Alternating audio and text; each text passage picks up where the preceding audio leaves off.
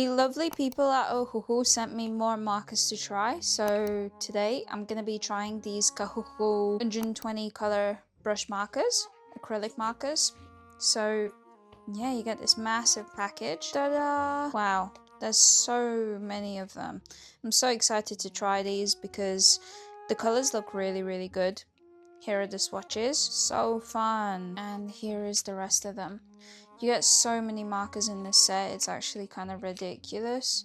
120 markers is a lot. They also sent me this Nalu coloring set. It's such a cute little pouch, and you get 12 little markers. They are alcohol markers, but they're so cute and sweet, tiny. You get these little pockets. I'm guessing you can put, I don't know, like a card or a business card or something in there. And then you also get this little coloring book, which also has just blank pages at the end as well. Aw, look at this. So sweet. So let's try these markers out. Okay, so here I'm going to be going ahead with the swatches, and these markers feature the highest opacity on direct ink acrylic markers with the Ohuhu advanced ink formula, and supposedly these are the highest quality and the most resilient out of possibly the Ohuhu marker range. And basically, yeah, they feature a brush nib like previous sets as well. This direct ink system ensures consistent ink flow and stays vibrant from start to finish. I mean, what more would you want? And also, I'll be working with these markers on something interesting, as you've probably seen in the title. But yeah, I wanted to test these out because these are supposedly the highest quality for materials like ceramic. I also decided to do some swatches for these alcohol markers, and they're so nice and smooth, so I'm so excited to try these out.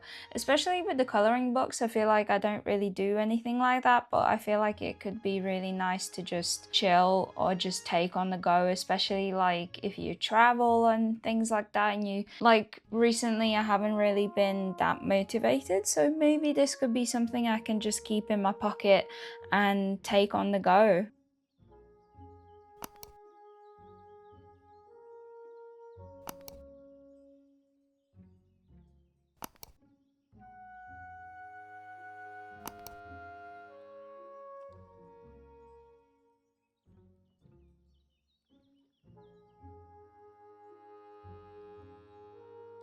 So today I'm going to be doing something that I've done before. So I'm going to be drawing something from my garden, and right now I'm going to use this reference. It is a foxglove that I got a couple weeks ago.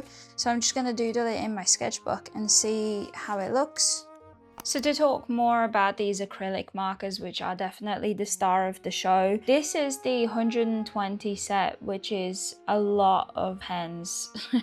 I didn't actually, like, when you look at the case, you don't expect there to be so many, but they do also come in 72 colors and 48 as well. So you can definitely find these if you were looking for some in Amazon or the Ohuhu page. So these markers also are claimed to be waterproof, sun resistant and quick drying. I do believe that they're very quick drying because most acrylic markers are. I've never really had an issue with acrylic markers drying slowly. I feel like it would be nice if they dried a little bit slower because I feel like acrylic markers really do dry very fast, but it's not really an issue for me. The way that I use my acrylic markers, you know, I kind of do it really fast paced, very scribbly, not very like, you know, thought out or anything like that. So it's never an issue for me, but I'll keep you guys updated on the sun resistance as well as waterproofness. I didn't do the tests here because I couldn't really do it, but maybe in the future I'll update you on how my plant pot is doing, and maybe also in another video I'll show you me repotting a pothos into it. So these were kind of more like just easy doodles that I wanted to do from my garden as little warm-ups, because I feel like diving into the plant pot is was really stressful. I didn't know what to do, so I just wanted to get the feel of these markers before I do anything, like any actual thing with them. So I just doodled a couple pictures from my own garden that I've taken, and like I mentioned, the first one was the foxgloves, and then this one is actually a potato flower, which is really interesting because they're so delicate and like nice, and the purple tones are just so beautiful. So I had to take the opportunity to draw a potato flower. I don't think I've ever drawn a potato flower before, so this was a nice first.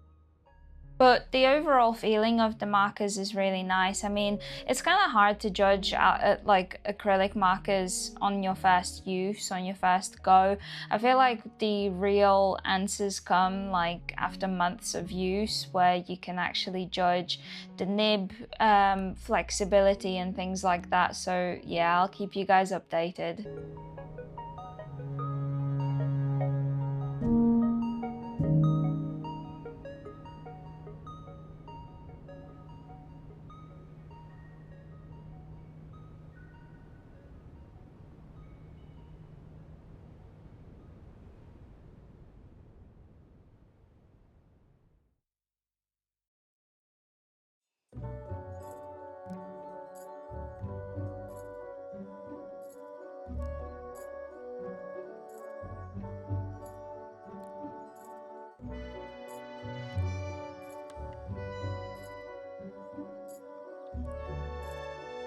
Okay, so I also wanted to try painting the pot. I haven't really used acrylic markers on anything other than paper pretty much. There's like other things that I've definitely done. I can't remember now at the top of my head, but there's definitely something that I've used acrylic markers for that wasn't paper. But I wanted to try painting something on the pot. I actually got inspired by Chantel. I'll leave her channel here, and basically she painted a plant pot, and because everything that I do pretty much lately has been all about my garden, I thought what better opportunity than to do something gardeny. So I'm gonna prime this pot with some acrylic gouache just to seal it so that I can draw some stuff over the top. So I'll come back when that's done.